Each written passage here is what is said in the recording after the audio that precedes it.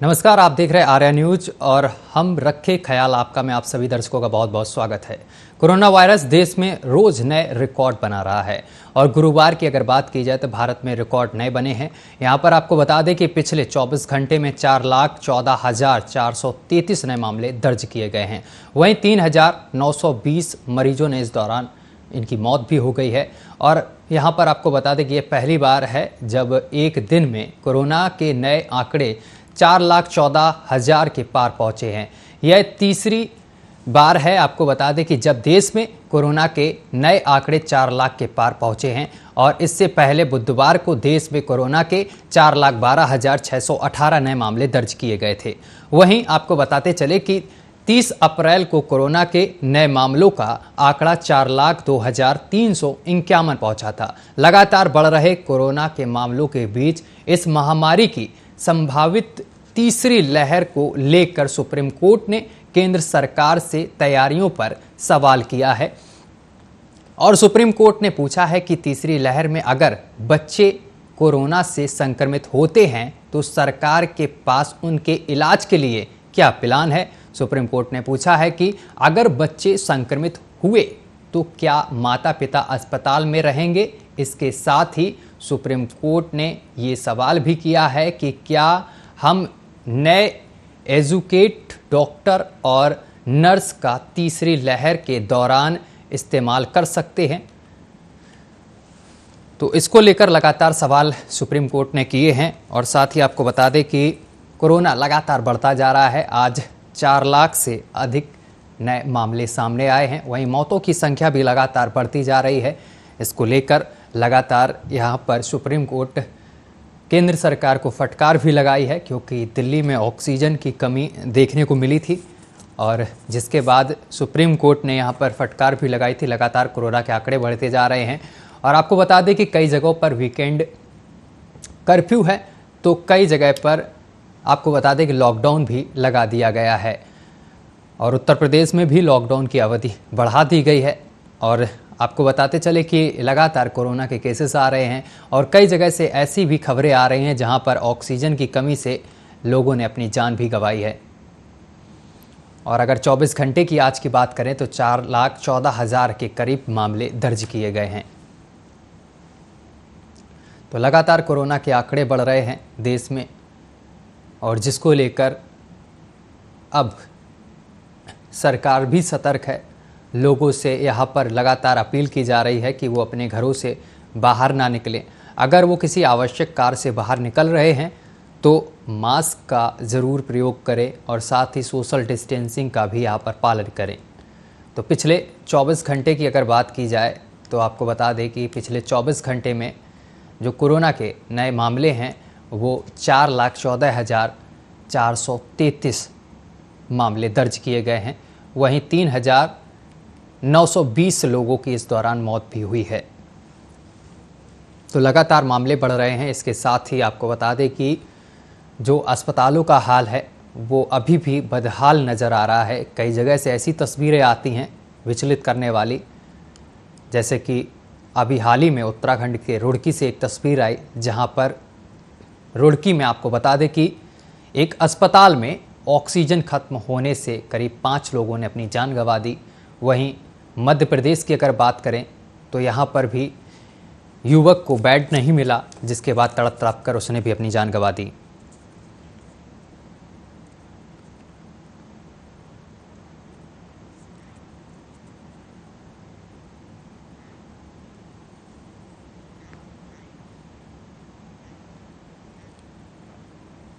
चलिए, इस पर ज़्यादा बातचीत करने के लिए हमारे साथ डॉक्टर विक्रम वेदी और साथ ही श्वेता पांडे लाइव कोच जुड़ गई हैं। दोनों मेहमानों का बहुत बहुत स्वागत है आर्या न्यूज़ पर। विक्रम जी, सबसे पहले आपके पास हम आना चाहते हैं। लगातार कोरोना के आंकड़े बढ़ रहे हैं और आपको बता दें कि जो RT-PCR जाँच है इसमें अब पॉजिटिव ज़्यादातर लोग नहीं आ रहे, नेगेटिव निकल रहे हैं। तो इसके बाद लोग तत्काल यहाँ पर ये एक्शन ले रहे हैं कि RT-PCR जांच के लिए माफ़ करिएगा, CT स्कैन के लिए निकल रहे हैं। तो CT स्कैन कराना क्या ज़रूरी है इस दौरान या डॉक्टर से सलाह लेनी चाहिए पहले? देखो, सबसे पहली बात है कि बहुत करेक्ट न्यूज और मिथ्स के बारे में पता होना जरूरी है। सीटी स्कैन डॉक्टर के सलाह के बिल्कुल ही मना कर दिया जाना चाहिए अनटिल एंड अनलेस डॉक्टर ने प्रिस्क्राइब किया हो। मेरा ये गुजारिश है कि प्लीज कोई सीटी स्कैन ना कराएं। सबसे पहली बात, पेंडेमिक का जो रूल होता है कि अगर किसी को सिम्टम्स आ रहे हैं, फीवर, कफ, कोल्ड, लेथार्जी, तो वो कोविड मान के चलिए, चाहे वो टेस्ट में आए या ना आए। बिकॉज देखा जाता है कि बहुत फॉल्स पॉजिटिव मतलब आपको एक्चुअली में कोविड है बट रिपोर्ट पीसीआर की बताती है कि आपका टेस्ट नेगेटिव है। उन लोगों को भी सावधानी रखनी चाहिए। तो सीटी स्कैन ना कराएं, बट उससे एक बेटर सस्ती चीज है, अपना सैचुरेशन मॉनिटर करिए। सैचुरेशन की एक छोटी सी एक डिवाइस आती है, सैचुरेशन प्रोब होता है, वो आप लगाइए एंड मॉनिटर करिए। अगर आपकी सैचुरेशन लेस देन 94 जा रही है तो एक इंडिकेशन बनता है कि आप डॉक्टर के पास जाइए। अगर नहीं जा पा रहे तो ऑडियो कॉल या वीडियो कॉल करिए डॉक्टर को एंड उनकी सलाह पे आप सीटी स्कैन कराइए, अपने आप सीटी स्कैन मत कराइए। विक्रम जी, सीटी स्कैन करवाने से आखिर मरीजों को खतरा क्या है, ये भी बता दीजिए एक बार। बिल्कुल सही, ये बहुत कंट्रोवर्सी चल रही थी कि सीटी स्कैन कराने से हार्मफुल रेज होती हैं, ये होता है। देखो, दो चीजें हैं। एक तो है सीटी स्कैन में जरूर हार्मफुल रेज होती है, इवन एक एक्सरे में भी हार्मफुल रेज होती हैं। तो एंड दूसरी बात है, ये डिजीज बर्डन जो है, सीटी स्कैन ये नहीं बताएगा आपको कि कोविड है कि नहीं। सीटी स्कैन बताता है कि आपका कोविड का एक्सटेंड कितना है, लंग का डैमेज कितना है। सो सबसे पहला स्टेप पीसीआर ही रहना चाहिए। किसी को भी पीसीआर स्किप करके सीटी स्कैन पे नहीं जाना चाहिए, बिकॉज वो एक बहुत एडवांस मोडेलिटी है हमारे लिए। वो रिजर्व रहनी चाहिए उन लोगों के लिए जिनको कोरोना का प्रभाव बहुत ज्यादा पड़ रहा है। तो सिंपल वर्ड्स में, किसी भी व्यक्ति को without doctors prescription CT scan नहीं कराना चाहिए, बिकॉज यस, हार्मफुल रेज तो होती है और हार्मफुल रेज से बचना चाहिए हमें। किसी भी मिथ के उसमें नहीं फंसना चाहिए हमें। ठीक है विक्रम जी, श्वेता जी के पास जाना चाहेंगे। श्वेता जी, बहुत बहुत स्वागत है आर्या न्यूज़ पर आपका। नमस्कार जी, thank you. Shweta ji, corona काल है और किसी की अगर रिपोर्ट पॉजिटिव आती है तो बहुत भयभीत हो जाता मरीज है। तो इस दौरान तरह तरह के ख्याल भी आने लगते हैं और मानसिक संतुलन भी कुछ लोगों का बिगड़ जाता है। इस दौरान उनको क्या करना चाहिए? सबसे पहली बात तो ये है कि देखिए, corona is also a flu. ये भी किसी भी फ्लू की तरह ये भी एक आज के टाइम का आप कह लीजिए कि लेटेस्ट फ्लू अब ये है। अब अगर हम इस चीज से डरने लगें कि मुझे जुकाम हो गया है, मुझे खांसी हो गई है, तो that's not the right approach. अगर जब तक लोगों को नहीं पता होता कि मेरी रिजल्ट पॉजिटिव है, तब तक वो बहुत रिलैक्स बैठे होते हैं। मैंने भी ये चीज देखी है। लेकिन जैसे ये रिपोर्ट सामने आती है, एकदम से उनका बिहेवियर जो है ना वो चेंज हो जाता है। जैसे कि अभी हमारे साथी ने कहा कि आप सिर्फ रिपोर्ट की बात नहीं, अपनी सैचुरेशन चेक करें, आप अपनी पल्स चेक करें। बिल्कुल। अगर आपको कोई डिस्कम्फर्ट नहीं है तो पैनिक होने की जरूरत नहीं है। अब आज के जमाने में जबकि हमारे पास इतनी इंफॉर्मेशन, इतनी नॉलेज है और हमें पता है कि हर चीज का इलाज भी हो रहा है टाइमली, अगर उस चीज को मैनेज किया जा रहा है। अनलेस आपकी बॉडी में कोई कोमॉर्बिडिटी है, अनलेस कि आपको कोई सिवियर कॉम्प्लिकेशंस हैं, तो किसी तरह से भी डरने की जरूरत नहीं है जी। अगर आपकी रिजल्ट पॉजिटिव आ गया है तो take it as any other normal day. It's just कि हाँ, आपकी प्रिकॉशन थोड़ी बढ़ जाती है। आप अपने आप को बाकी लोगों को संक्रमित ना करें, इसलिए आप अपने आप को एक रूम में कन्फाइड कर लेते हैं, अपने एक एरिया में आप रहते हैं। आप अपने मेडिकेशन स्टार्ट करते हैं after consulting your doctor. Please self medication में बहुत सारे लोग आ रहे हैं, वो ना करें। उससे क्या हो रहा है कि जो जनरल नॉलेज जो वो इकट्ठी कर रहे हैं ना, एकत्रित कर रहे हैं सब जगह से, व्हाट्सएप से, अपने रिश्तेदारों से, दोस्तों से, इधर उधर सब जगह मतलब छोड़ के अगर वो सिर्फ और सिर्फ अपने एक फैमिली डॉक्टर, अगर नहीं भी है फैमिली डॉक्टर, आज के टाइम पे बहुत सारी हमारी मेडिकल फैसिलिटीज उपलब्ध हैं। लोग अगर सिर्फ एक डॉक्टर से बात करें और एक डॉक्टर पर विश्वास करके सिर्फ उसका प्रोटोकॉल फॉलो करें तो कोई भी कॉम्प्लिकेशन नहीं हो रही। क्या करना क्या है, बल्कि लोग इसको ऐसे ही लें कि ये मेरा रिलैक्स होने का टाइम है। समझ लीजिए कि मैं रिजुविनेशन के लिए कहीं बाहर आया हूं। अगर अपने माइंड को, अगर अपना जो माइंड सेट है ना उसको अगर हम संतुलित रखें, तरीके से खाएं पिएं, रिलैक्स करें, take it as a vacation कि चलिए बॉडी आपकी आराम चाह रही है, आपको अभी आराम करने का मौका दिया गया है। जितना रिलैक्स रहेंगे उतनी कॉम्प्लिकेशंस नहीं आ रही हैं। अगर आप अपने आसपास लोग नोटिस करें, वो लोग जिनको कॉम्प्लिकेशन नहीं आ रही वो सब लोग हैं जो कि थोड़ा रिलैक्स रह रहे हैं जी। वो अपना आराम से सो रहे हैं, खा पी रहे हैं, हाइड्रेशन रख रहे हैं बॉडी में पूरी, और अगर उनको जरूरत पड़ रही है जिस तरह की मेडिकेशन की, डॉक्टर की बताई हुई मेडिकेशन ले रहे हैं, कोई कॉम्प्लिकेशन नहीं आ रही है। थोड़ी सी एक पीरियड है इसका सेकेंड वीक में जो कि थोड़ा सा उछाल आता है 7वें से लेकर 12वें दिन के अंदर, वो थोड़ा सा तंग करता है उस टाइम पे, बट वो भी अगर आप पहले से ही अपनी बॉडी का ऑक्सीजन लेवल अच्छे से रख रहे हैं, बहुत सारा योग आसन है उसके लिए, बहुत सारी मेडिसिन हैं उसके लिए जी। अगर आप सिर्फ और सिर्फ उन बेसिक चीजों पर टिकें, प्रॉब्लम नहीं आएगी। बाकी देखिए, जिन लोगों को चिंता करनी होती है वो बिना किसी बात के भी चिंता कर लेते हैं। यहाँ बैठे बैठे कहीं दूर भूचाल आ गया तो उससे भी चिंतित हो जाते हैं। बिल्कुल। तो please don't get into that trap of thinking about negative things and getting into that trap. What if something goes wrong, what if I don't get medicine, what if I don't get oxygen जी। तो ये what if का जिसे कहते हैं ना, शक और वहम का कोई इलाज नहीं होता, बहुत पुरानी कहावत है जी। बिल्कुल। तो please learn to relax, take it easy.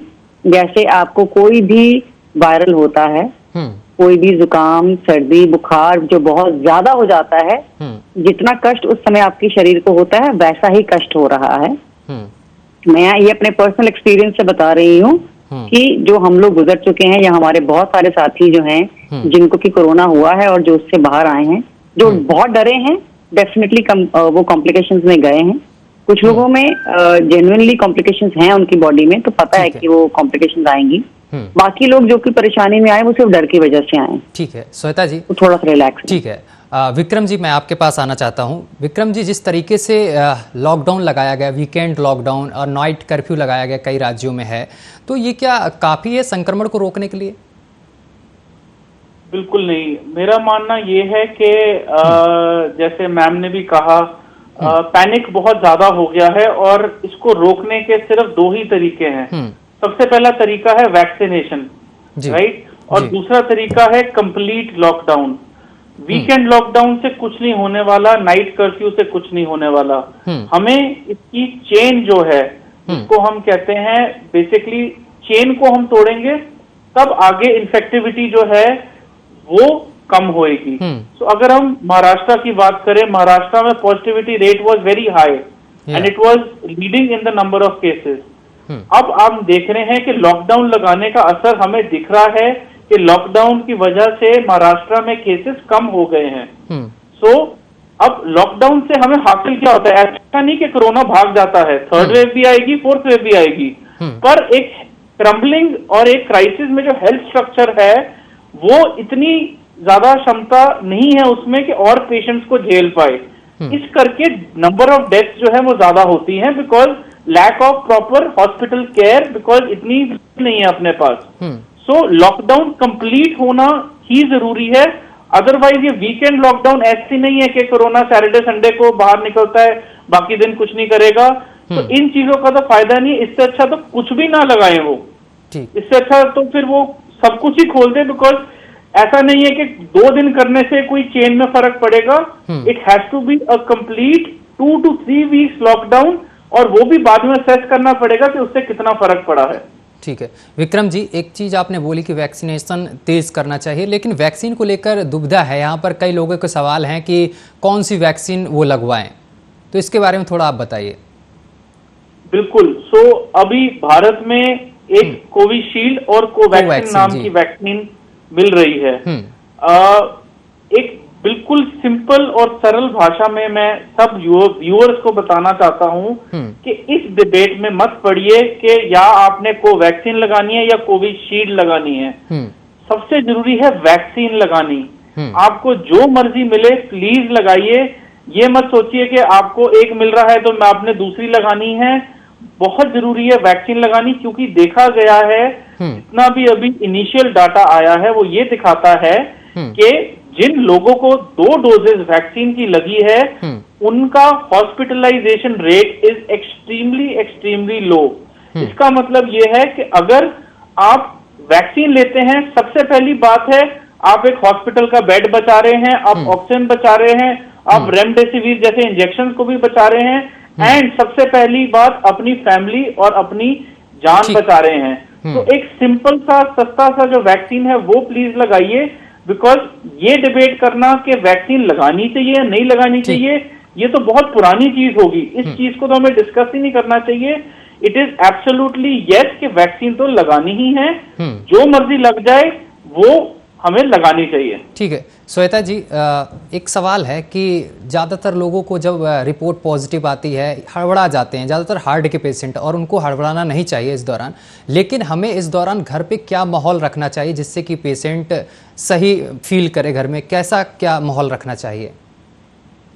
देखिए, सबसे पहली बात तो जो लोगों को खुद भी समझनी है और उनके परिवार वालों को उनसे ज्यादा समझनी है। वही बिल्कुल। अगर मान लीजिए मैं हार्ट की पेशेंट हूँ, अब एक बात को अगर मान लीजिए मैं डर भी गई जी, लेकिन मुझे वो डर किसमें नजर आएगा? मुझे अपना चेहरा तो नजर नहीं आ रहा, मुझे बाकी लोगों के चेहरे जरूर नजर आ रहे हैं। अगर वो भय, वो डर मुझे अपने परिवार के चेहरे पर नजर आएगा ना, सच मानिए मेरा डर कम से कम 10 गुना बढ़ जाएगा। तो परिवार की ये जिम्मेदारी जरूर बनती है कि पहले वो थोड़ा सा इजी रहें, थोड़ा रिलैक्स रहें कि कोई बात नहीं,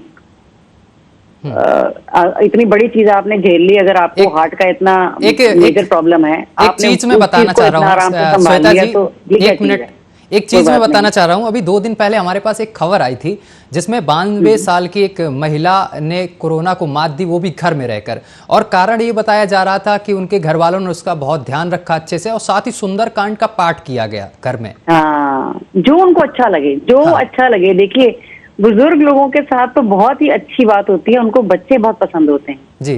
तो जो मेरा एक्सपीरियंस था मैं बता देती हूँ। मेरे फ्रेंड की मदर, वो रूम में, रूम बड़ा था तो रूम का दरवाजा खोल देते थे और बीच में गलियारा था और सामने किचन थी। किचन में उन्होंने बच्चे बैठा देने और वो वहां बैठकर खाना खा रहे हैं, बातें कर रहे हैं उनसे। ये अंदर रूम में है, बिल्कुल बहुत ज्यादा ही डिस्टेंस था, काफी ज्यादा कहना चाहिए। लेकिन वो क्या होता है कि इंसान, हम लोग जो है ना सोशल एनिमल जिसे कहते हैं, हम लोगों को वो एक जो संबंध है हमारे, जो सामने इंसान से देख के बात करके जो एक राहत मिलती है, वो फोन या जिसे कहते हैं ना ऑनलाइन डिजिटल प्लेटफॉर्म पे उतनी नहीं मिलती है पर उतनी नहीं। तो सामने जब देखते हैं तो अच्छा लगता है। सामने से आपको बच्चे बात करते हैं, हंसते हैं, खिलखिलाते हैं, ये एक नेचुरल डिप्रेसेंट है। मतलब आप अपने आप से उन चिंताओं से दूर हो जाएंगे। ये आपका डिप्रेशन नहीं कहना चाहिए, कहना चाहिए कि एंटी है आपके डिप्रेशन का। आपके चेहरे की एक स्माइल जो है ना, वो सामने वाले के बहुत ज्यादा फिजिकल और मेंटल इलनेस को ठीक कर सकती है। तो सिर्फ उनको अच्छा खाना और एक अच्छा माहौल चाहिए और कुछ नहीं, शोर शराबा नहीं। आराम से उनको थोड़ा सा 10-15 दिन का तवज्जो दीजिए, थोड़ा उनको फील करवाइए कि हाँ उनकी केयर हो रही है, और थोड़ा उनको पैम्पर कीजिए तो उन्हें बहुत अच्छा लगेगा। कोई भी परिवार का सदस्य है उसे बहुत अच्छा लगेगा कि हाँ भाई थोड़ा हंसी मजाक चलता रहे, और थोड़ा नॉर्मल सा माहौल देना चाहिए। ऐसा नहीं होना चाहिए, लगना चाहिए कि भाई बिल्कुल ही कि आप खुद ही घबरा के या फिर आपको बहुत तंगी हो रही है उनका ख्याल रखने में। नहीं, परिवार में कभी भी कोई भी सदस्य थोड़ा बहुत बीमार पड़ सकता है, तो हम परिवार का मतलब यही होता है कि आपस में मिलकर सभी दूसरे के लिए खड़े रहें।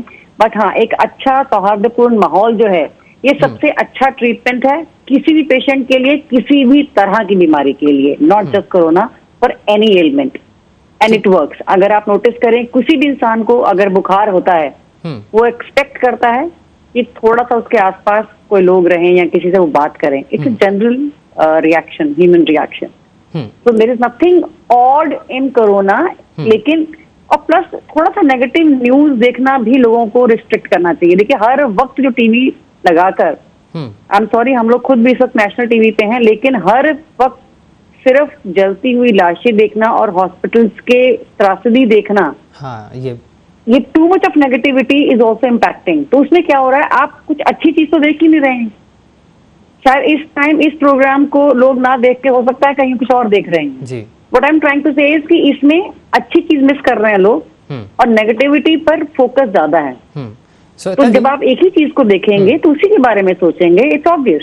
तो थोड़ा सा माइंड शिफ्ट अपना कॉन्शियसली उन चीजों की तरफ लगाएं जो कि आपको अच्छी लगती हैं, जो आपको खुशी देती हैं, be it comedy, be it Sundarkand, be it anything that gives you happiness, brings smile to you. ठीक है, that's it, just do that. ठीक है विक्रम जी, तीसरी लहर आने के संकेत मिल गए हैं वैज्ञानिकों की तरफ से और बताया जा रहा बेहद खतरनाक भी है, और इस दौरान बच्चे भी यहाँ पर संक्रमित होते हुए नजर आ रहे हैं। क्या लगता है जो स्कूल्स वगैरह खुले थे इसका कारण है बच्चे संक्रमित होना, या फिर जो बच्चे क्या, या फिर कोई और कारण बताया जा सकता है? देखो, अभी तक जो हम वायरस के बारे में सीख पाए हैं उससे तो ये अनुमान लग रहा है कि थर्ड वेव क्या, फोर्थ वेव भी आएगी, फिफ्थ वेव भी आएगी, और हो सकता है ये बाद में एक एनुअल फ्लू जैसा बन जाए, जैसे अब इन्फ्लुएंजा की हम बात करते हैं। सो तब तक अब ये देखा जाएगा कि थर्ड वेव में जो म्यूटेशन आती है क्या वो इतनी ही सीवियर रहती है या वो थोड़ी टोन डाउन हो जाती है, क्योंकि हम देख रहे थे कि जो फर्स्ट वेव में म्यूटेशन थी उसने इतना नुकसान नहीं पहुंचाया था हमें, बट ये सेकंड वेव की म्यूटेशन जो है ये बहुत ज्यादा नुकसान पहुंचा रही है इंडिया को। सो अभी अगर हम थर्ड वेव की बात करें और बच्चों की बात करें तो ये सिर्फ समय ही बता पाएगा कि वो कितने वल्नरेबल हैं। ये कहना कि स्कूल्स खोल दिए गए थे, स्कूल्स पूरे वर्ल्ड में खोले गए थे, हाँ, बट ये देखना कि प्रॉपर प्रोटोकॉल के दौरान खोले गए थे, वो चीज बहुत जरूरी है किसी को भी आगे इंस्ट्रक्ट करनी, बिकॉज ये वायरस देखता नहीं कि आप बड़े हैं या बच्चे हैं। जहां पे सोशल डिस्टेंसिंग, मास्क और सैनिटाइजेशन नहीं प्रॉपरली यूटिलाइज होगी, ये वायरस जाएगा और ये आगे भी जाएगा। हो सकता है हमारे मास्क अगले 1.5 से 2 साल ना उतरे। सो हम भी ये वायरस के बारे में सीख रहे हैं। WHO ने पिछले थोड़ी हफ्ते पहले ही बोला कोविड वायरस थ्रू एयर भी फैलता है। पहले था कि सिर्फ टच और सर्विसेज के थ्रू फैलता है, अब देखा जा रहा है कि थ्रू एयर भी इसका जो है ट्रैवल काफी देर तक रह सकता है। So this is a very new virus, we are learning every day about the virus. खोलना इस टाइम पे बहुत ज्यादा रिस्की है और बिल्कुल नहीं खोलना चाहिए, बिकॉज अभी तक अगर हम कंपेयर करें अडल्ट वर्सेस बच्चों में, बच्चे रिलेटिवली सेफ हैं फ्रॉम कोविड। उनमें पॉजिटिविटी तो जरूर आ रही है बट सिवियरिटी नहीं आ रही है, वो इतना सीरियस नहीं हो रहे, और यही चीज है जो अभी तक और ज्यादा पैनिक नहीं क्रिएट कर रही। ठीक है विक्रम जी, एक ठीक है विक्रम जी, एक चीज सामने निकल कर आ रही है कि कोरोना जो पेशेंट हैं उनको वीकनेस बहुत इस दौरान लग रही है, और जो लोग घर में आइसोलेट हैं, मैं ये जानना चाहता हूं कि इस दौरान जो पेशेंट हैं उनको क्या कुछ खाना चाहिए, काढ़े में क्या कुछ लेना चाहिए, इस दौरान काढ़ा का भी सेवन करना चाहिए ये बताया जा रहा है, किस चीज का काढ़ा लेना चाहिए? सबसे पहले जरूरी है नींद, स्लीप। कम से कम 8 से 10 आवर की नींद बहुत जरूरी है किसी भी व्यक्ति को, बिकॉज अगर हम वेल रेस्टेड होंगे हमारा इम्यून सिस्टम बहुत ज्यादा एक्टिव और ये हाईली केपेबल रहेगा। बिकॉज देखा जा रहा है कि आजकल फोन्स की एडिक्शन और स्क्रीन की एडिक्शन बच्चों में और बड़ों में इतनी बढ़ रही है, बिकॉज लाइफ में अब बाहर जा नहीं रहे हैं, तो स्क्रीन एक बहुत बुरी तरह से इम्पैक्ट कर रहा है। तो नींद बहुत जरूरी है। फ्लूइड्स, समर का टाइम है, मेक श्योर कि हम 2 से 3 लीटर लिक्विड डेली ले रहे हैं। इसके अलावा high doses of vitamin C, vitamin D, zinc, multivitamin और एंटीऑक्सीडेंट्स, ये चीजें लेनी जरूरी है। ये चीजें आमतौर में जूसेस में मिलती है, हमें सैलेड्स में मिलती है, फ्रूट्स में मिलती है। विटामिन सी के बहुत अच्छे सोर्सेज हैं जैसे कि नींबू, ऑरेंज या आंवला। आंवला एक और बहुत अच्छा सोर्स है हमारे एंटीऑक्सीडेंट्स का। ऐसे ही नीम का पानी, शहद में पानी डाल के, गर्म पानी डाल के पीजिए। ये जिसको हम काढ़ा कहते हैं, तो ये चीजों का उपयोग हमें ज्यादा करना चाहिए। एंड ये चीज ही है जो हमारी इम्यूनिटी को बढ़ाएंगी और शायद हमें कोविड को मात देने में कामयाब रहेंगे। ठीक है विक्रम जी, आपने जैसे कि विटामिन सी के लिए बता दिया हमें कि औला लेना चाहिए, नींबू लेना चाहिए, लेकिन जिंक के लिए क्या कुछ करना चाहिए जो कि हमारे शरीर में भरपूर मात्रा में? अनफॉर्चुनेटली इतना ज्यादा प्रेजेंट नहीं होता हमारे डाइट में, तभी बहुत जरूरी है कि जिंक का सप्लीमेंटेशन हम ऊपर से भी लेना शुरू करें। जिंक की गोली या सिरप आती है वो जरूर लीजिए, अपने डॉक्टर से पूछ के लीजिए, बिकॉज जिंक एक ऐसी चीज है जिसका न्यूट्रिशनल कंटेंट फूड में इतना ज्यादा नहीं है एंड हमें ऊपर से लेना जरूरी है। Same is the case of vitamin D. धूप में बैठे भी विटामिन डी बनता है, but genetically Indian population has a low vitamin D count. ठीक है, तो इन लोगों श्वेता जी के पास आना चाहेंगे। श्वेता जी, विटामिन डी ऊपर से भी जिस लेना तरीके से जरूरी आपने बताया था कि घर पे रहकर हमें ऐसी ऐसी चीजें करना चाहिए, माहौल अच्छा रखना चाहिए, लेकिन जो लोग अस्पतालों में भर्ती हैं उन लोगों को क्या करना चाहिए? उनको एक अच्छा माहौल देने के लिए क्या कुछ वहां पर करना चाहिए? क्योंकि तीमारदार तो बाहर ही रहते हैं और उस दौरान उनके पास केवल डॉक्टर ही रहते हैं। श्वेता जी। बिल्कुल, देखिए ये सबसे मैं कहूंगी I think the most challenging part is जो हॉस्पिटल में लोग हैं, क्योंकि वहां एक सबसे बड़ा ड्रॉबैक ये है कि आप अपने परिवार को नहीं देख सकते जी। तो ये एक यही समय होता है जहां पर कि अपने आप को मेंटली बहुत ज्यादा स्ट्रांग रखने की जरूरत है। पहली चीज अपने आप को ये बताने की जरूरत है कि ये टेम्पररी है, मैं यहाँ हमेशा के लिए नहीं हूँ। दूसरी चीज याद करिए, पिछले साल जब इतने महीनों का लंबा लॉकडाउन चला, आपने नोटिस किया होगा बच्चे सबसे अच्छे तरीके से बिहेव किया उन्होंने और बहुत अच्छे से घरों में रहे। क्या ये बच्चों की नेचर है कि वो घर से बाहर ना जाएं? नहीं, वो सबसे अच्छे से पालन कर रहे थे इन नियमों का। बड़े लोग फिर भी बाहर जा रहे थे, पकड़े जा रहे थे, चालान कट रहे थे, बच्चे नहीं गए जी। तो ये समय है अपने आप में उस बच्चे को जगाने का कि अभी बाहर तूफान है, मुझे बाहर नहीं जाना है, यहाँ पर रह के मैं आराम से कुछ दिन राहत से रहूं, दवाइयां लूं, अपना खाना टाइम पर खाऊं और रेस्ट करूं। जो कि विक्रम जी ने कहा, स्लीप, लोग अंडर एस्टिमेट करते हैं इसकी ताकत को बहुत ही। आप देखिए हम लोगों का जो बायोलॉजिकल सिस्टम बना हुआ है कि कहते हैं मिनिमम 8 घंटे आपको सोना है। हाँ। अगर आप नींद का साइंटिफिक बाइफरकेशन देखें तो आपको पूरा उसका जिसे कहते हैं ना निचोड़ मिलेगा कि पहला 1 घंटे में आपकी बॉडी में क्या रिपेयर होता है, फिर हर 1 घंटे के हिसाब से आपकी बॉडी में कौन कौन से सेल की रिपेयर हो रही है, क्या क्या चीजें आपकी रीजनरेशन हो रही है। तो जो आप 8 घंटे की नींद बोला जाता था ना, आज के टाइम पे आपको 10 से 11 घंटे की नींद चाहिए। क्यों? क्योंकि आपकी बॉडी जो है उस एक्सटर्नल फीचर के साथ फाइट कर रही है। तो आप जितना अपने आप को फिजिकली रिलैक्स करेंगे, और वहां जब आप हॉस्पिटल के अंदर हैं आप कुछ कर तो सकते नहीं, तो जब आप कहीं जा नहीं सकते, जब आप कुछ कर नहीं सकते, तो आपके चिंता करने से क्या होगा, ये सोचने से क्या होगा कि वो हो बाहर आसपास लोग, मैंने देखा वहां पर कि लोग एकदम चिल्ला रहे हैं, हाय तबाह मचाई हुई है अंदर आईसीयूज के अंदर भी। एक तो वैसे ही मशीन्स का अपना एक शोर होता है, आप हेल्थ केयर वर्कर्स की कंडीशन सोचिए कि वो कितने सारे कोविड पेशेंट्स को जो अटेंड कर रहे हैं, उनकी हर चीज का ध्यान रख रहे हैं, उनकी फैमिलीज के साथ उनकी वीडियो कॉल्स करवा रहे हैं, उन पर कितना प्रेशर है, वो फिर भी स्माइल करके ठीक है श्वेता जी, और दवाई देते हैं। आपका बहुत बहुत धन्यवाद हमारे साथ जुड़ने के लिए, और विक्रम जी आपका भी बहुत बहुत धन्यवाद हमारे साथ जुड़ने के लिए और दर्शकों को तमाम चीज़ें बताने के लिए, किस तरीके से कोविड काल में उनको रहना है, किस चीज़ का सेवन करना है। आप लोगों ने अच्छे से सुना। हमारे साथ विक्रम जी थे और श्वेता जी थी। फिलहाल के लिए बुलेटिन में अभी के लिए बस इतना ही। देश दुनिया की तमाम खबरें देखने के लिए देखते रहिए आर्य न्यूज।